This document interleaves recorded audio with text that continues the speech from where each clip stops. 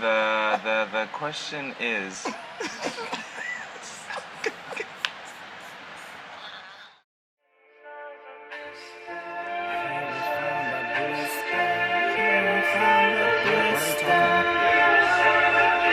Tell me. Let's just keep up. 1, 2, 3, go. Let them know the Scriptwriter was back. I got the whole crowd going. So Epic The Scriptwiter is a Eastern Cape MC, originally from Diaries. That's where I was born and grew up for the first 13 years or so of my life, and then I moved to Grahamstown. That's when the hip hop came into play. Probably been rapping since 13, 14.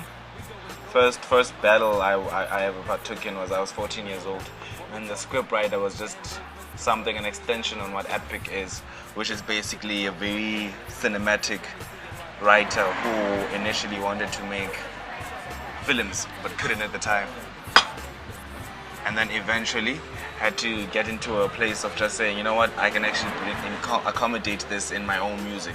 So that's how and it makes it easier to find me on YouTube and Facebook and such, because there's a lot of epics, but if you look for Epic The Scriptwriter, there's only be one of me. So I met this girl from Lady Brand and I asked her if they like at Edgar's and she said no. I was like, psh. Maybe this is my excuse to talk.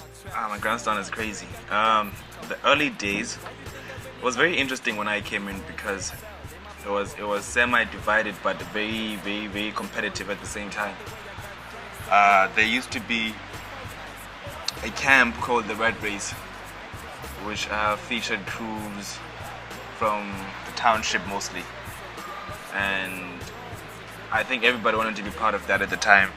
And eventually, through battles and constantly trying to prove yourself, I became part of that camp as well. Went as far as then growing up from the lyrical side of things to hosting the Apocalypse, which is a very popular show, was a very popular show around the country at the time, to just a lot of performances and just growing up. I think my first Hype magazine profile, I was 16 years old, 15, 16 years old. And that was still in Grahamstown. So Grahamstown was great because even though it was a small town, there was a lot happening. Oh, and I love my mama too, especially in my armor suit. I'll hit you back, girl, like karma do. Moms, not my mom. How I got to working with Optic Nerve in Grahamstown. As I said before, I was part of the Red Race crew, and I was also part of the Red Race. And our styles kind of gelled. I remember when we started performing a lot at a place called The Suite. We found that our styles could actually complement each other, because in rap, if your tones work together when you're rapping, it could actually make it easy for you guys to perform and everything. So what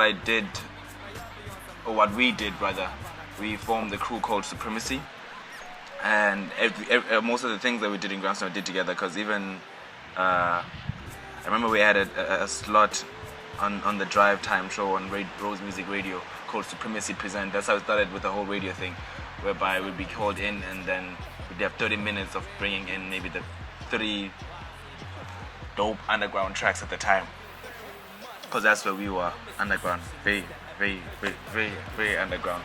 But it was great. It was a great learning experience, and yeah, I think the main aim was, the name said it all, was just to take over everything. Whatever you do, make sure you almost sound, or you sound supreme. You make sure that you're the best at what you do, whatever you're doing and however you're doing it. Rhetorical interview, so best believe I'd love to be the meanest. What's the point when hip hop doesn't feed us? Got my parents saying, as much as crew work is better, and it boots you quicker, it was very important for me to actually just take some time off and find out exactly how do I want to do things myself, to find my style.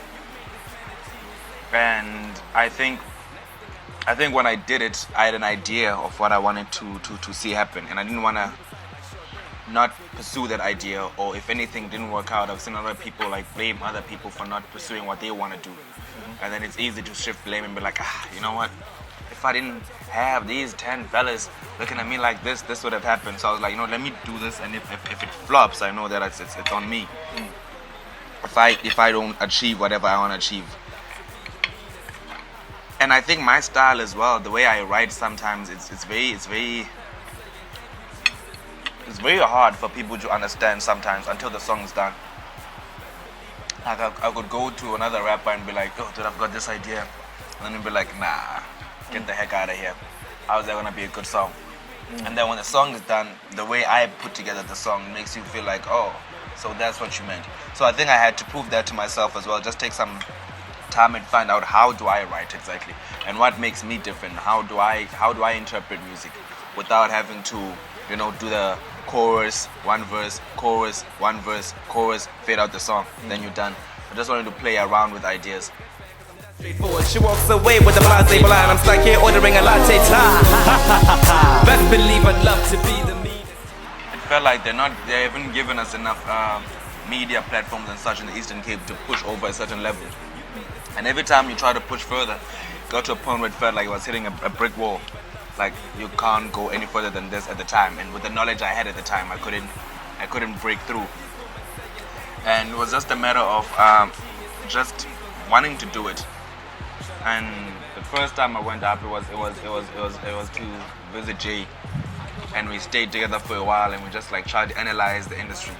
Obviously, even then, I don't feel personally I was ready to actually learn and grow from what Joburg could even offer me, like as a bigger city, and in terms of like the media platform that they have there.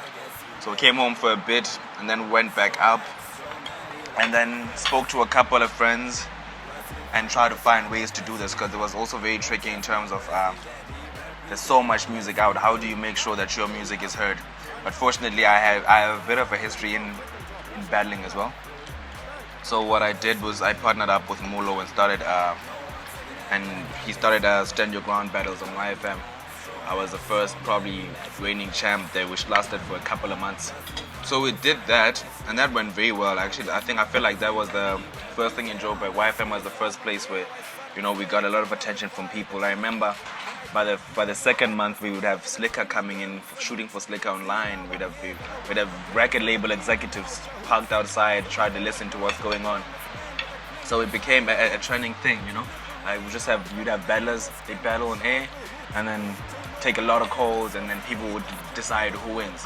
So I ran with that for a while, and till I got tired. I got tired. At some point, I just got tired. But it opened doors to more things, because that led to also the first battle ever at award ceremony, which was at the South African Hip Hop Awards, which I did later last year. After that, I think it's just been a matter of just exposing myself, doing a lot of interviews, doing a lot of rapping, and trying to find the right single to push from all the hype that has been built up in the past year or two. I'll call you back. Well, the second verse is like the first, but different in a way. When this record turns, a second term is... The achievements in the past year. I think one of my top. Look, I've done a lot of things last year. I did a lot of ciphering. I did a lot of battles, you know. I've done like 18 battles with 2 debatable losses. I was on YFM Stand Your Ground with Mulo. A good friend of mine has done amazing work. Produces some of the best TV shows you catch on your screen. He did Stand Your Ground on YFM for a couple of months, and I was probably the most consecutive winner. Every week it would basically be the same thing.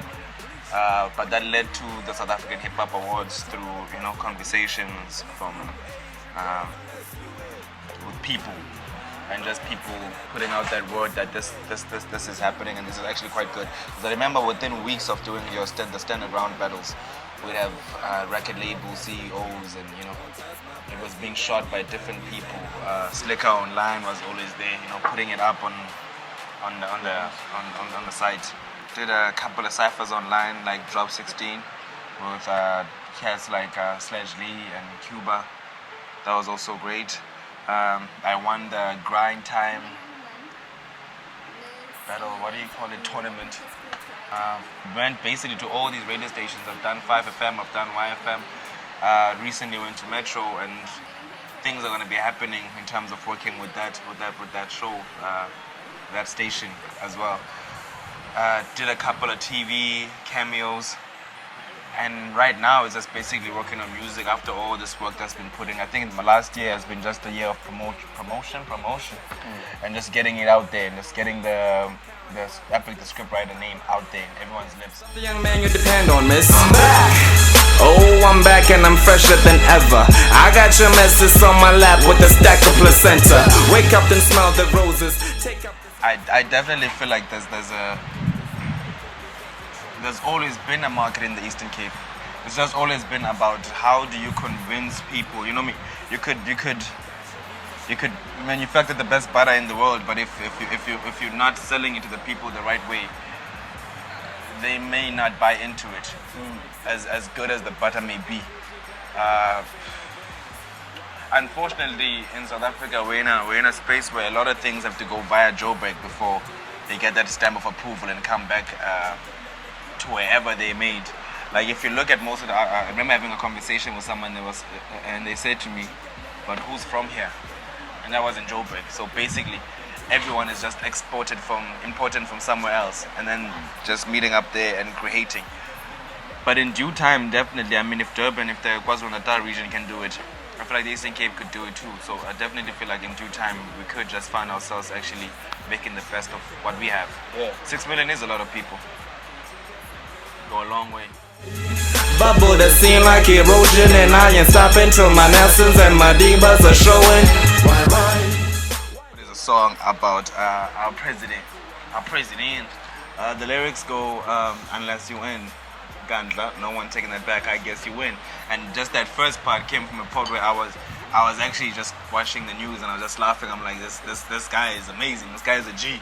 You know, don't test my president. He represent. So that song was written from a very almost light perspective. You know, it's just saying, but at the same time, it's like a bit of frustration that came out of it in terms of like, hey, but the country, like, we let a lot of things just slip, you know, and we focus on a lot of things, but we let a lot of things slip, and I felt like I just had to write a song like that.